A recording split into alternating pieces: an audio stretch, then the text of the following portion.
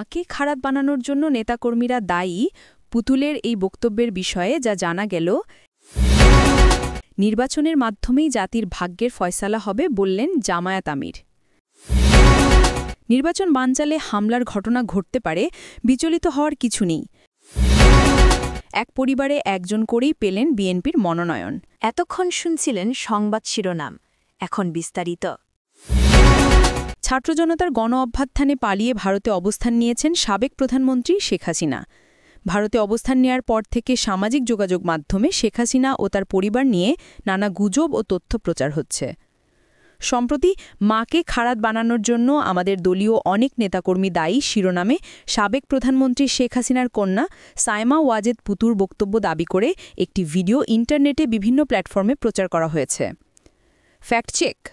Rumour scanner টিমের অনুসন্ধানে জানা যায় শেখ হাসিনা ও বাংলাদেশ আওয়ামী লীগের নেতাকর্মীদের জড়িয়ে সায়মা ওয়াজেদ পুতুল প্রচারিত ভিডিওর বক্তব্যটি দেননি।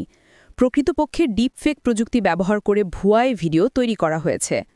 এ বিষয়ে অনুসন্ধানে বিডি ডক্টর স্টক নামক ইউটিউব চ্যানেলে 2023 সালের 26 জুলাই প্রকাশিত একটি ভিডিও খুঁজে পাওয়া যায়। উক্ত ভিডিও দৃশ্যাবলীর সঙ্গে আলোচিত ভিডিওটির উল্লেখযোগ্য সাদৃশ্য রয়েছে। উক্ত ভিডিওটি পর্যবেক্ষণ করে দেখা যায় ভিডিওটিতে সায়মা ওয়াজেদ পুতুলের পোশাক অনুষঙ্গ, তার পেছনে থাকা ব্যানার সদৃশ বস্তু, তার কথা বলার ধরনের সঙ্গে আলোচিত ভিডিওটির মিল রয়েছে। এ বিষয়ে অধিকতর অনুসন্ধানে গণমাধ্যম 52 টিভির ইউটিউব চ্যানেলে 2022 সালের 28 ডিসেম্বর পরিবার থেকেই পরিবর্তন আনতে হবে পুতুল শিরোনামে প্রকাশিত একটি ভিডিও খুঁজে পাওয়া যায়। উক্ত ভিডিওর দৃশ্যাবলীর ও পারিপার্শ্বিকতার সঙ্গে আলোচিত ভিডিওটির মিল রয়েছে। ভিডিওটি পর্যবেক্ষণ করে দেখা যায় এতে সায়মা ওয়াজেদ পুতুল মানসিক স্বাস্থ্যের বিভিন্ন দিক ও এ বিষয়ে সচেতনতা নিয়ে কথা বলেছেন। তার উক্ত বক্তব্যে মাকে খারাপ বানানোর জন্য আমাদের দলীয় অনেক নেতাকর্মী দায়ী।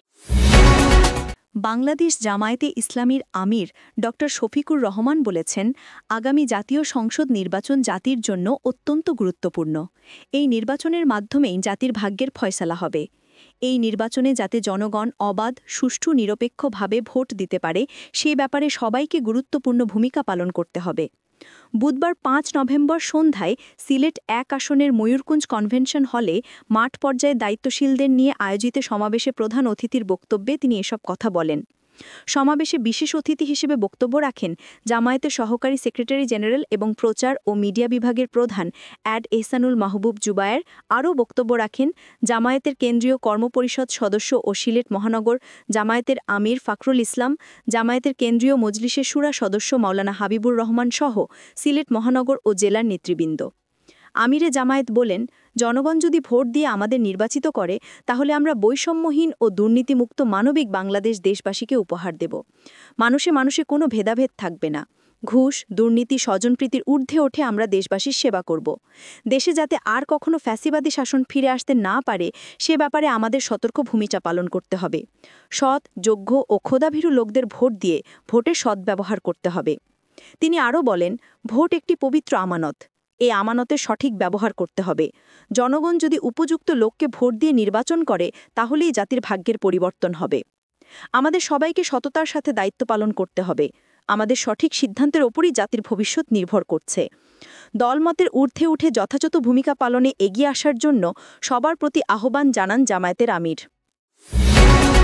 বিএনপি ও গণতন্ত্র একটি অপরটির পরিপূরক বলে মন্তব্য করেছেন দলের স্থায়ী কমিটির সদস্য আমির খসরু মাহমুদ চৌধুরী। তিনি বলেছেন, শহীদ প্রেসিডেন্ট জিয়াউর রহমান বহুদলীয় গণতন্ত্রের প্রবর্তন করেছিলেন।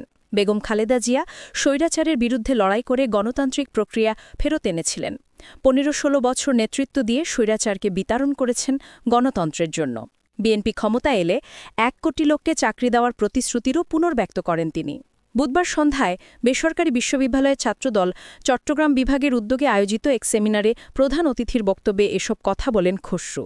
এদিকে গণসংযোগ চলাকালে পাঁচলাইশের হামজারবাগে চট্টগ্রাম নগর বিএনপির আহ্বায়ক ও চট্টগ্রাম 8 আসনের বিএনপি মনোনীত প্রার্থী এরশাদুল্লাহ গুলিবিদ্ধ হওয়ার খবর আসে।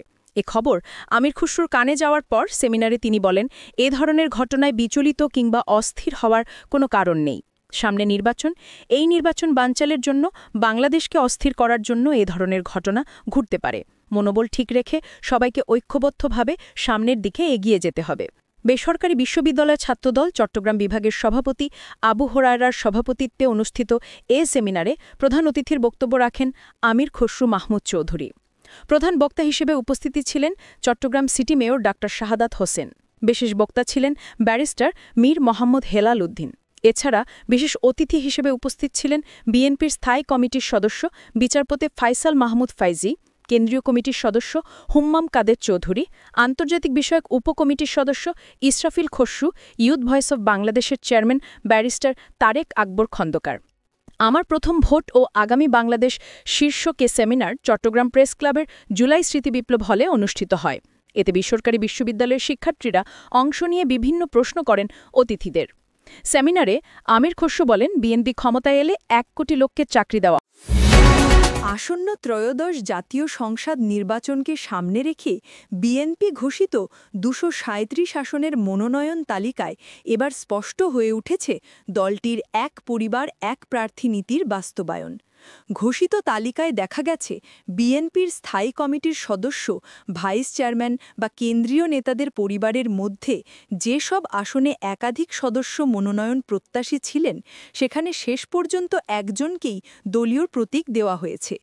দলীয় সূত্রে জানা যায়, বিএনপির ভারপ্রাপ্ত চেয়ারম্যান তারেক রহমানের সরাসরি নির্দেশে এই নীতি কার্যকর করা হয়েছে।